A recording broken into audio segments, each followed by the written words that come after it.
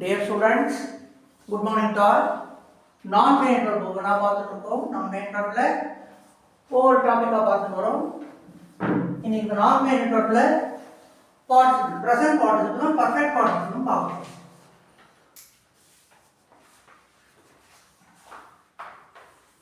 Level 4 பார்த்துட்டு இருக்கோம். Green color book அனுப்பிச்சிருக்கோம் உங்களுக்கு.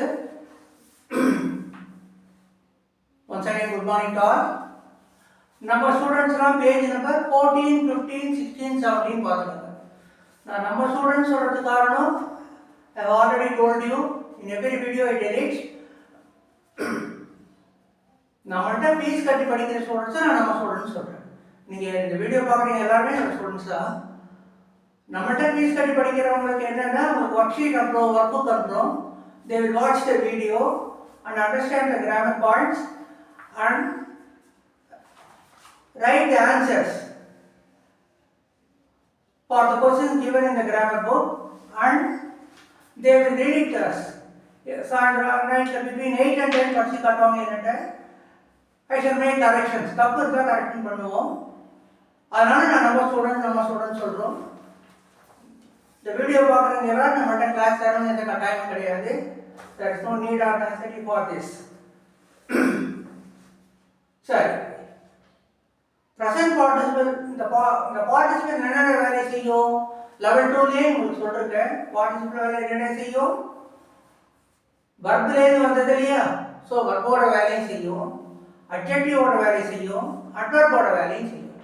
இந்த சாப்டரில் present participle, perfect participle, adjective வேலை செய்கிறது அதை பார்ப்போம். பின்னாடி adverb வேலை செய்யறது அதுக்கு எக்ஸாம்பிள்ஸ் இருக்கு, அதுக்கு சாப்டர்ஸ் இருக்கு. டோன்ட் வரி, ஆனால் அந்த டாபிக் வச்சே நடத்துறேன்.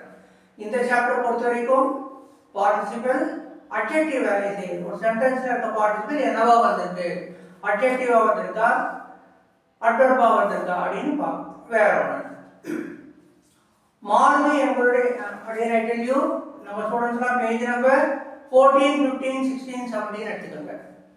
கிளாஸ் சேவன் பண்ணிக்கிறப்ப மேலே ஃபோன் நம்பர் கொடுத்துருக்கேன். அந்த நம்பருக்கு ஃபோன் பண்ணுங்க. Please contact me on this number.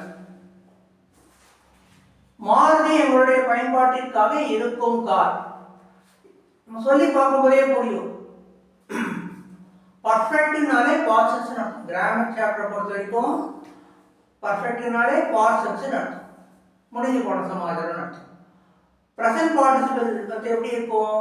இருக்கும், சாப்பிடும், தூங்கும், நடக்கும், அந்த மாதிரி அர்த்தம் கொடுக்கும். பர்ஃபெக்ட் பார்ட்டிசிபிள் என்ன அர்த்தம் கொடுக்கும்? இருந்த, சாப்பிட்ட, தூங்கிய, அந்த மாதிரி அர்த்தம் கொடுக்கும். பின்னாடி அதுக்கு எக்ஸாம்பிள்ஸ் இருக்கு, பார்க்கலாம் அந்த டாபிக் வச்சு. பிரசன்ட் பார்ட்டிசிபிளா இருந்தா இருக்குன்ற அர்த்தம் வரும். பாஸ்ட் பார்ட்டிசிபிள், பர்ஃபெக்ட் பார்ட்டிசிபிளா இருந்தா இருந்தன்ற அர்த்தம் வரும். Present participle, perfect participle, past participle சொல்றனால present participle, perfect participle. Maruti எங்களுடைய பயன்பாட்டிற்காக இருக்கும் கார். இங்கிலீஷ் ஒரு சென்டென்ஸ் எழுதணும், என்ன பண்ணணும்? சப்ஜெக்ட் போடணும், சப்ஜெக்ட் போட்டோடனே வர்க் பண்ணணும். மாருதி எது எங்களுடைய பயன்பாட்டுக்காக இருக்கும் கார்? மாருதி. மாருதி சப்ஜெக்ட் போட்டோடனே வர்க். வர்க் எது? அந்த இருக்குன்றது வர்க் கிடையாது. சார் நீங்க தானே கடைசி வேர்டை சொன்னீங்க, அப்ப கார் தானே கடைசி வேர்டு, அது வர்க் தானே கேட்காதீங்க, அது நவுன். அது அப்ப வர்க்கே காணும் சார் சென்டென்ஸ்ல என்ன? மாருதி எங்களுடைய பயன்பாட்டிற்காக இருக்கும் காராக இருக்கிறது. இதே நம்ம நிறைய தடவை சொல்லிருக்கிற வீடியோல ஒரு சென்டென்ஸ் நவுன் காம்ப்ளிமெண்ட்லியோ அட்ஜெக்டிவ் காம்ப்ளிமெண்ட்லியோ முடிஞ்சதுன்னா இருக்கின்ற வர்க்கை நம்ம தான் தேடி எடுத்து போட்டுருக்கோம். புரியுதா? சரி, மாருதி எங்களுடைய பயன்பாட்டிற்காக இருக்கும் கார், அதாவது பாரதியர்களுடைய பயன்பாட்டிற்காக இருக்கும் காராக இருக்கிறது. மாருதி சப்ஜெக்ட், மாருதி போட்டாச்சு. இருக்கிறது பிரசன்ட் டென்ஸ், இருத்தலே வந்திருக்கு, பீவர். அப்போ மாருதி இஸ். மாருதி என்னது? Maruti is a car. Maruti எங்களுடைய பயன்பாட்டிற்காக இருக்கும் car. Maruti is a car. Maruti ஒரு கார். எப்படிப்பட்ட கார்? கார்ன்றது நவுன், நவுனை பத்தி சொல்றது. பீயிங் இருக்கும், ஃபார் அவர் யூஸ், எங்களுடைய பயன்பாட்டிற்காக இருக்கும் கார். இருக்கும்ன்றது அட்ஜெக்டிவ். அந்த அட்ஜெக்டிவ் எதை பத்தி சொல்றது? காரை பத்தி சொல்றது, நவுனை பத்தி சொல்றது. அட்ஜெக்டிவ் என்ன வேலை செய்யும்? நவுனை பத்தி சொல்றோம். அப்போ Maruti is a car, Maruti ஒரு கார். எப்படிப்பட்ட கார்? பீயிங் இருக்கும் கார். எதுக்காக இருக்கு? ஃபார் அவர் யூஸ், எங்களுடைய பயன்பாட்டிற்காக இருக்கிறது. இரண்டாவது ஏற்கனவே சொல்லிருக்கோம், 11 4 சென்டென்ஸ் எல்லாமே சிம்பிள் சென்டென்சஸ் தான். இந்த சிம்பிள் சென்டென்ஸ் ஒவ்வொரு simple சென்டென்ஸையும் we can divide into 2 or 3. in சில சாப்டர்ஸ்ல 3 சென்டென்ஸ் ஆக பிரிக்கலாம். சோ மாருதி ஒரு கார், அது எங்கள் பயன்பாட்டிற்காக இருக்கிறது. ரெண்டு தனித்தனி வாக்கியம். Maruti is a car, it is for our use. சேர்த்து ஒரே வாக்கியமா சொல்லி பாருங்க. மாருதி எங்களுடைய பயன்பாட்டிற்காக இருக்கும் கார். சார் அட்ஜெக்டிவ் சொல்றீங்க, அப்ப காம்ப்ளெக்ஸா சொல்ல முடியுமா? சொல்லலாமே. எது எங்களுடைய பயன்பாட்டிற்காக இருக்கிறதோ அந்த car Maruti. Maruti is a car which is for our use. காம்ப்ளெக்ஸா எழுதுறோம். புரியுதா? ரிலேட்டிவ் ப்ரோனவுன் போட்டு எழுதுறோம். இப்போ நம்ம அதெல்லாம் வேண்டாம். ஏற்கனவே நம்ம காம்ப்ளெக்ஸ் சென்டென்ஸ் பார்த்துப்போம். திரும்ப டைம் வேஸ்ட் பண்ண வேண்டாம். மாருதி எங்களுடைய பயன்பாட்டிற்காக இருக்கும் car. Maruti is a car. இந்த ஈஸ் எதுக்காக வந்திருக்கு? இந்த வர்ப்பு கிடையாது, நம்ம தான் போட்டுக்கணும். மாருதி எங்களுடைய பயன்பாட்டிற்காக இருக்கும் காராக இருக்கிறது. அப்ப இருக்கும்னு இருக்காது, என்னது? அது அட்ஜெக்டிவ். இருத்தல்ன்ற வர்ப்போட அட்ஜெக்டிவ். அந்த அட்ஜெக்டிவ் இங்க பீயிங் இருக்கு பாருங்க. அப்ப Maruti is a car being for our use. Maruti எங்களுடைய பயன்பாட்டிற்காக இருக்கும் கார். இப்ப இந்த மாதிரி நிறைய சென்டென்ஸ் நம்ம சொல்லிட்டே இருக்கலாம். ஸோ நிறைய சென்டென்ஸ் சொல்லி பாருங்க, எழுதி பாருங்க. நம்ம ஸ்டூடெண்ட்ஸ்க்கு எக்ஸாம்பிள் கொடுத்துருக்கோம். பேஜ் நம்பர் 14, 15, 16, 17ல சென்டென்ஸ்ல ஆன்சர் எழுதிட்டு between 8 and 10 pm படிச்சு காட்டுங்க. ரொட்டீன் ஒர்க் கரெக்ஷன்லாம் பண்ணப்போம். அடுத்தது இப்போ சொன்னது ப்ரெசன்ட் பார்ட்டிசிபிள். இப்போ அடுத்த எக்ஸாம்பிள் பர்ஃபெக்ட் பார்ட்டிசிபிள். ப்ரெசன்ட் பார்ட்டிசிபிள்னா இருக்கும், பர்ஃபெக்ட் பார்ட்டிசிபிள் இருந்த. இவை விமலாவின் கைப்பையில் இருந்த கடிதங்கள். இருக்கும் பீயிங், இருந்த having been. இவை விமலாவின் கைப்பையில் இருந்த கடிதங்களாக இருக்கின்றன. These are the letters. இவை விமலாவின் these are the letters.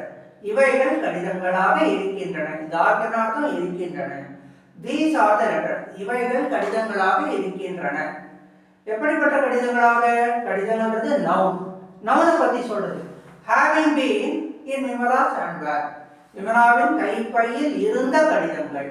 அப்ப these are the letters having been in Vimala's handbag அப்படின்னா இவை விமலாவின் கைப்பையில் இருந்த கடிதங்களாக இருக்கின்றன. நம்ம பி ஒரு நவுன் காம்ப்ளிமெண்டோ அட்ஜெக்டிவ் காம்ப்ளிமெண்டோ சென்டென்ஸ் போடுறதுன்னா நம்ம இருந்ததுன்றவங்க தமிழ்ல சொல்றது இல்லை. ஆனா வெள்ளக்காரனுக்கு ரொம்ப பிடிவாதம், பர்பு போட்டே ஆனவன். அதனாலதான் இங்க ஆர்வம். புரியுதா? அப்ப these are the letters. இவைகள் கடிதங்கள். Maruti is a car. Maruti ஒரு கார். ரெண்டுத்திலையும் மெயின் கிளாஸ் பாருங்க, ஒன்னே மாதிரி தான் இருக்கும்.